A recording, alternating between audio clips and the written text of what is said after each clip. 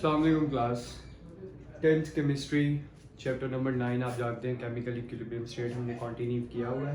आज हमने अपना last topic number 9.5 that is known as importance of equilibrium constant को जो है वो हमने कंटिन्यू करना है। अच्छा, मैं आपको इक्विलिब्रियम कांस्टेंट, देखिए आप ये बात पढ़ चुके हैं ऑलरेडी कि हमारे पास इक्विलिब्रियम कांस्टेंट जो है सिर्फ और सिर्फ एप्लीकेबल होता है किसके अंदर, रिवर्सिबल रिएक्शंस के अंदर। क्यों? क्योंकि वो टू स्टेप रिएक्शंस होती हैं, एक उसमें फॉरवर्ड रिएक्शन हो रहा होता है और एक इसमें रिवर्स रिएक्शन हो रहा होता है। और रिवर्सिबल में आपको पता है केसी का कोई फंक्शन नहीं है। क्यों? क्योंकि वो वन स्टेप रिएक्शंस होते हैं। अच्छा, अब मैं जनरली एक बात करता हूँ। देखें हमारे पास इक्विलिब्रियम कांस्टेंट, मैंने आपको एक बात बताई थी कि हमने आगे जितने भी टॉपिक्स पढ़ने हैं वो सारे के सारे in terms of reversible reaction पढ़ने हैं। जैसे सिंपल मैं बात करता हूँ, हाइड्रोजन प्लस हमारे पास iodine in the presence of reversible reaction, ये हमारे पास क्या बना रहे हैं, 2 मोल्स ऑफ हाइड्रोजन आयोडाइड बना रहे हैं। अच्छा, अब ये हमारे पास जो रिएक्टिंग सब्सटेंसेस हैं ये हमारे रिएक्टेंट है, और जो हमारे पास हमें रिएक्टेंट्स के रिजल्ट में सब्सटेंस नहीं मिल रहे हैं वो हमारे क्या है, प्रोडक्ट है। अच्छा, अब रिएक्टेंट्स कन्वर्ट हो रहे होते हैं प्रोडक्ट्स में, तो ये कौन सा रिएक्शन है, फॉरवर्ड रिएक्शन है। और प्रोडक्ट्स कन्वर्ट हो रहे हैं रिएक्टेंट्स में, इसका मतलब है ये कौन सा रिएक्शन है, हमारे पास रिवर्स रिएक्शन है। क्यों? 2 स्टेप रिएक्शंस होते हैं ना, फॉरवर्ड और रिवर्स। अच्छा, अब हमारे पास इक्विलिब्रियम कांस्टेंट देखें, अगर मैं यहाँ पे Kc की एक वैल्यू निकाल लूँ, Kc की वैल्यू, लेट से हम यहाँ पे यूनिट निकाल लेते हैं Kc के, Kc is equal to products of reactants, it's mean AHI और इसका स्क्वायर डिवाइडेड बाय हमारे पास H2 इंटू हमारे पास I2। ये हमारे पास इक्विलिब्रियम कांस्टेंट है। अब इक्विलिब्रियम कांस्टेंट जो हमारे पास Kc होता है वो हमारे पास किसी भी रिवर्सिबल रिएक्शन के लिए जो है क्या करता है, डायरेक्शन को जो है वो प्रिडिक्ट करता होता है। कौन? हमारा केसी या इक्विलिब्रियम कांस्टेंट। तो इसकी एक बड़ी इंपॉर्टेंस है हमारे पास, आप कह लें तो केसी जो है वो हमारे पास डायरेक्शन को प्रिडिक्ट कर रहा है कि आइदर जो रिएक्शन है वो इस वक्त कौन सी डायरेक्शन में हो रहा है, वो फॉरवर्ड डायरेक्शन में हो रहा है, वो रिवर्स डायरेक्शन में हो रहा है, या वो हमारे पास आप कह लें कि उनके दरमियान डायनामिक इक्विलिब्रियम स्टैब्लिश हो गया, या जो भी हमारे पास कंसल्टेंट बात है इससे रिलेटेड। अच्छा, तो ये हम जो है ना बात करने से पहले एक स्टैंडर्ड जो है वो सेट कर लेते हैं, दैट अकॉर्डिंग टू दिस अगर हम हाइड्रोजन आयोडीन की वैल्यू डालें, हाइड्रोजन की वैल्यू डालें और आयोडीन की वैल्यू डालें, तो हमारे पास Kc की जो वैल्यू आती है वो हमारे पास कितनी आती है, 57.00 एट 700 हमारे पास केल्विन, यानी कि इतना टेम्परेचर होगा तो हमारे पास जो आप कह रहे हैं कि Kc की जो वैल्यू है वो कितनी होगी, 57.00। अच्छा, अब ये तो हमारे पास बात हो गई। अब हम किसके साथ इसको कंपेयर करके चेक करेंगे कि रिएक्टेंट्स प्रोडक्ट्स में कन्वर्ट हो रहे हैं या प्रोडक्ट्स रिएक्टेंट्स में कन्वर्ट हो रहे हैं, या कुछ भी नहीं हो रहा, ना रिएक्टेंट्स प्रोडक्ट्स में कन्वर्ट हो रहे हैं ना प्रोडक्ट्स। इट मींस कि उन्होंने क्या एस्टैब्लिश कर लिया, इक्विलिब्रियम एस्टैब्लिश कर लिया। अब देखें वो हमारे पास कौन करता है, हमारा रिएक्शन कोएफिशिएंट। वो हमारे पास कौन करता है, हमारा रिएक्शन कोएफिशिएंट।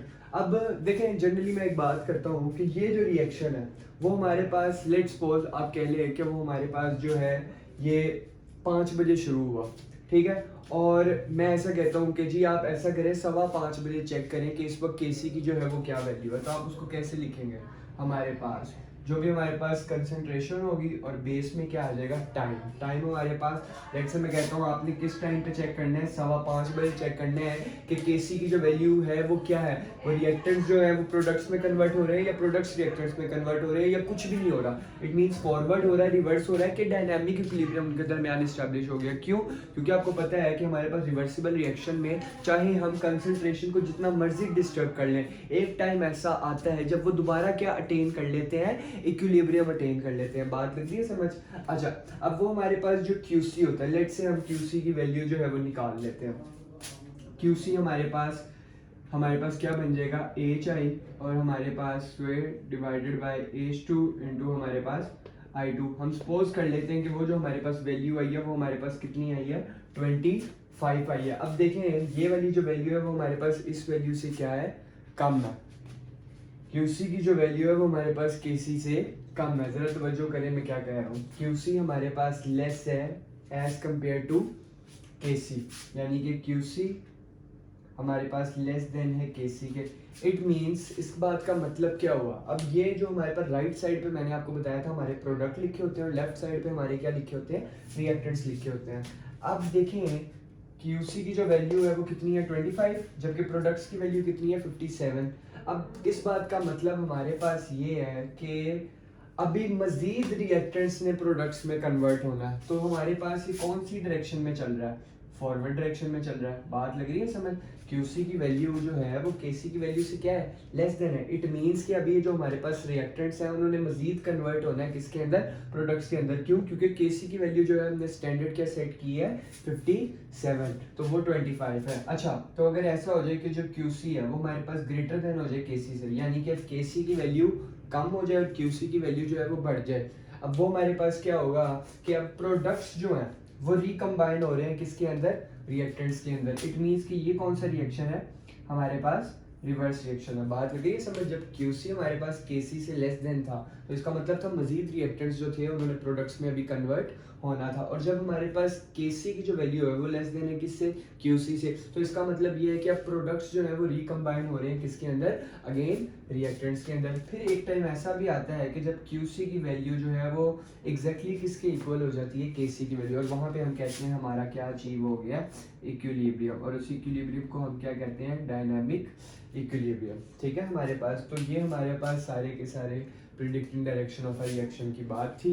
ठीक है, हम KC की मदद से रिएक्शन की डायरेक्शन को प्रिडिक्ट कर सकते हैं कि आइदर जो रिएक्शन है वो फॉरवर्ड है, रिवर्स है, या क्या है, वट एवर। तो हमारे पास उसके लिए एक तो KC की वैल्यू आपने निकाल लेनी है, और फिर आपने रिएक्शन जो कांस्टेंट है अपना, ठीक है, उसको फाइंड आउट कर लेना है। फिर उसकी वैल्यूज आपने उसके साथ क्या करनी है, कंपेयर करनी है। अगर वो लेस देन है इट मीन्स कि वो फॉरवर्ड है, अगर वो ग्रेटर है इट मीन्स कि वो रिवर्स है, और अगर वो इक्वल है इट मीन्स कि वो क्या है, इक्विलिब्रियम उन्होंने अटेन किया हुआ है। तो ये तो हमारे पास हो गई predicting direction of a reaction की बात। नेक्स्ट जो हमारे पास है, नेक्स्ट हमारे पास जो बात है वो हमारे पास है एक्सटेंट ऑफ अ रिएक्शन की। उसमें हमारे पास क्या है उसको भी हम अंडरस्टैंड कर लेते हैं। देखिए एक्सटेंट का मतलब क्या होता है, एक्सटेंट कहते हैं हद को। अब हमारे पास किसी भी रिएक्शन की क्या हद है, यानी कि ये हमारे पास किसी भी रिएक्शन की अगर हमने हद को जो है वो आप कह लें कि चेक करना है कि ये जो रिएक्शन है ये कितनी हद तक प्रोसीड हो चुका है, तो वो हमारे पास कौन करता है, हमारा अगेन इक्विलिब्रियम कांस्टेंट, या हम उसको KC भी कहते होते हैं। ठीक है, इसके अंदर जो है वो हमने 3 केसेस पढ़ने हैं। फर्स्ट हमारे पास है large numerical value of KC। तो हम सबसे पहले इसको देख लेते हैं, large numerical value of KC का हमारे पास क्या मतलब है। ठीक है, अब देखें large numerical value of KC, like मैं बात करता हूँ सिंपल आपको समझाने के लिए, 10 की पावर मैं लिख देता हूँ 22 प्लस। तो देखें ये एक बहुत ही ज़्यादा बड़ी वैल्यू है, 10 की पावर 22, ये इतनी बड़ी वैल्यू है आपकी ज़िंदगी गुजर जाएगी, आप इस वैल्यू को कैलकुलेट नहीं कर पाएंगे। ठीक है, यानी कि काउंट नहीं कर पाएंगे, इसके लिए बहुत कह लें कि आपको काफ़ी टाइम रिक्वायर्ड है। अच्छा, तो हमारे पास large numerical value of KC का क्या मतलब होता है, हमने इसको अंडरस्टैंड करना है। देखें हम सिंपल बात कर लेते हैं कि हमारे पास large numerical value of KC का मतलब है, देखें KC मैंने अभी आपको बताया था वो हमारे पास हमेशा प्रोडक्ट्स को रिप्रेजेंट करते हैं। इट मीन्स कि हमारे पास इसमें जो हमारा रिएक्शन मिक्सचर होता है, रिएक्शन मिक्सचर आप जानते हैं ना किसे कहते हैं। लाइक मैं अगर बात करता हूँ हमारे पास हाइड्रोजन है प्लस आयोडीन है, और रिवर्सिबल रिएक्शन में 2 मोल्स ऑफ हाइड्रोजन आयोडाइड बना रहे हैं, तो ये पूरा का पूरा हमारा क्या है, रिएक्शन मिक्सचर है। और ये हमारे पास ओवरऑल रिवर्सिबल रिएक्शन में क्या रहना चाहिए, सेम रहना चाहिए या कांस्टेंट रहना चाहिए। अच्छा, ये हमारे पास रिएक्शन मिक्सचर की बात होगी। मैं बात कर रहा था large numerical value of KC का। इस बात का क्या मतलब है, देखें अब ये वैल्यू हमारे पास जो है ये इतनी बड़ी वैल्यू है कि इस बात का मतलब ये कि हमारे पास जितना भी रिएक्टेंट्स था वो प्रोडक्ट्स में कन्वर्ट हो गया, किसके अंदर, रिवर्सिबल रिएक्शन के अंदर। लेकिन आप जानते हैं कि ऐसा होता नहीं है।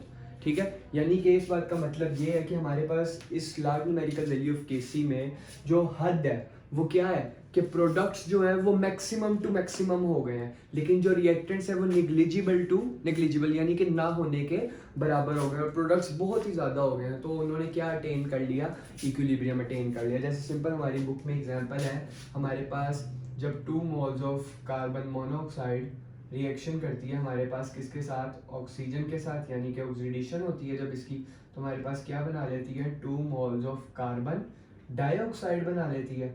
ठीक है, और हमारे पास 2, 2 2 4 जी। और ये हमारे पास जो वैल्यू आती है केसी की, वो हमारे पास मेरा ख्याल है आती है, केसी की जो वैल्यू है वो है 2.2 मल्टीप्लाई 10⁻22। तो देखें ये इतनी बड़ी वैल्यू है कि इस बात को इंडिकेट कर रही है कि ये रिएक्टेंट्स जितने भी हैं वो हमारे पास कन्वर्ट हो चुके हैं किसके अंदर, प्रोडक्ट्स के अंदर। What does it mean by कि जो रिएक्टेंट्स हैं वो क्या हो गया, नेग्लिजिबल, और जो हमारे प्रोडक्ट्स हैं वो हमारे पास क्या हो चुके हैं, मैक्सिमम हो चुके हैं। क्योंकि जितना भी रिएक्टेंट्स था वो प्रोडक्ट्स में कन्वर्ट, लेकिन ऐसा होता नहीं है, ये मैंने आपको बताया कि ऐसा पॉसिबल ही नहीं है कि ये नेग्लिजिबल हो जाए और वो मैक्सिमम हो जाए। ये सिर्फ मिक्स आप कह लें हाइपोथेटिकली अंडरस्टैंडिंग के लिए बात कर रहे हैं, क्योंकि ये रिवर्सिबल रिएक्शन है, दोनों ने एक दूसरे को क्या रखना होता है, बैलेंस रखना होता है, ये बात याद रखनी है। तो ये हमारे पास बात हो जाती है लार्ज न्यूमेरिकल वैल्यू ऑफ केसी पे। अच्छा, नेक्स्ट हमारे पास जो बात है वो हमारे पास है स्मॉल न्यूमेरिकल वैल्यू ऑफ केसी। उसको भी हम देख लेते हैं। स्मॉल न्यूमेरिकल वैल्यू ऑफ केसी हमारे पास जो है वो क्या है, स्मॉल न्यूमेरिकल वैल्यू ऑफ केसी जैसे मैं कहता हूँ हमारे पास 10⁻22। अब ये देखें ये बहुत ही ज़्यादा क्या है, स्मॉल वैल्यू। अब इस बात का क्या मतलब है कि केसी की जो वैल्यू है यानी कि जो प्रोडक्ट्स हैं अब वो क्या है, नेग्लिजिबल है। ज़रा समझें, पहले में प्रोडक्ट्स मैक्सिमम थे लार्ज न्यूमेरिकल वैल्यू, लेकिन इसमें क्या हो गया, ऑपोजिट हो गया। इट मीन्स इसमें जो हमारे पास प्रोडक्ट्स हो गए वो नेग्लिजिबल हो गए और रिएक्टर्स जो है वो क्या हो गए, मैक्सिमम हो गए। और लेकिन इसके बावजूद उन्होंने क्या अटेन कर लिया, इक्विलिब्रियम अटेन कर लिया। कैसे, देखिए हमारे पास नाइट्रोजन प्लस हाइड्रोजन ये मिलके क्या बना रहे हैं, 2 मोल्स ऑफ अमोनिया। और इसमें जो हमारे पास केसी की वैल्यू है वो है 3.9 मल्टीप्लाई 10⁻⁻ हमारे पास -9। अब देखें इसमें हुआ क्या, ये प्रोडक्ट्स हैं, ये रिएक्टेंट्स हैं। अब प्रोडक्ट्स जो है वो आप देख रहे हैं वो -9 ना होने के बराबर है, नेग्लिजिबल है। तो इसका मतलब है इस वक्त रिएक्टेंट्स क्या है, मैक्सिमम, लेकिन फिर भी क्या इस्टेब्लिश है, इक्विलिब्रियम। मतलब क्या हुआ इस बात का, देखें इस बात का मतलब ये हुआ कि अभी रिएक्टेंट्स ने जो है वो प्रोडक्ट्स में कन्वर्ट होना स्टार्ट ही हुए थे, तो उनके दरमियान में क्या इस्टेब्लिश हो गया, इक्विलिब्रियम इस्टेब्लिश हो गया। जरा समझे इस बात को मैं क्या कह रहा हूँ। अभी रिएक्टेंट्स जो है वो प्रोडक्ट्स में कन्वर्ट ही होना स्टार्ट हुए थे, यानी कि बहुत कम रिएक्टेंट्स प्रोडक्ट्स में कन्वर्ट हुए, तो प्रोडक्ट्स नेग्लिजिबल हो गए और रिएक्टेंट्स जो है वो मैक्सिमम, क्योंकि थोड़े से ही कन्वर्ट हुए ना, तो उन्होंने क्या अटेन कर लिया, इक्विलिब्रियम अटेन कर लिया। तो इसे हम कहते हैं simple small numerical value of KC. अच्छा, लास्ट हमारे पास है नाइदर लार्ज और नॉर हमारे पास स्मॉल। तो इसमें हमारे पास क्या है, इसको भी हम देख लेते हैं, नाइदर लार्ज नॉर स्मॉल को।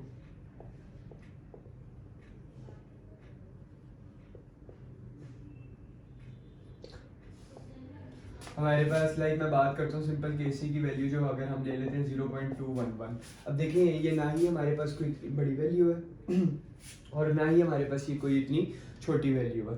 तो ये हमारे पास एक ऐसा पॉइंट है जब दोनों के जो रेट्स हैं, यानी कि ये रिएक्टेंट्स हैं और ये प्रोडक्ट्स हैं, इस वक्त दोनों जो है वो आपस में क्या है, इक्वल कंसंट्रेशन में पड़े हुए हैं। ठीक है, पहले हमारे पास क्या था, जो लार्ज न्यूमेरिकल वैल्यू ऑफ केसी में प्रोडक्ट्स ज़्यादा थे, रिएक्टेंट्स कम थे। लेकिन दूसरे केस में स्मॉल न्यूमेरिकल वैल्यू ऑफ केसी में हमारे पास क्या हो गया, रिएक्टेंट ज़्यादा हो गए, प्रोडक्ट्स क्या हो गए, कम हो गए। अब क्या हो गया, दोनों एक दूसरे के इक्वल हो गए। देखिए मैं आपको प्रैक्टिकली ये बात समझा रहा हूँ।